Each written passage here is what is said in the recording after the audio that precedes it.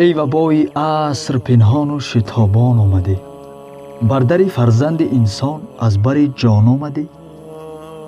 این قدر دلها نمودی خسته در ایام دی، پس بگو تصمیم چی داری یا که سلطان آمدی؟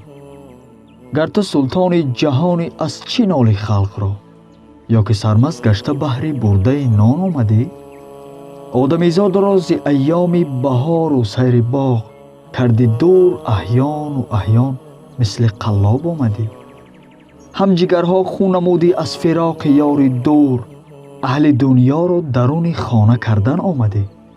این منم پیوند سینا و ز اولاد کهن، میزنم مشت شفا با هر گیاهای وطن.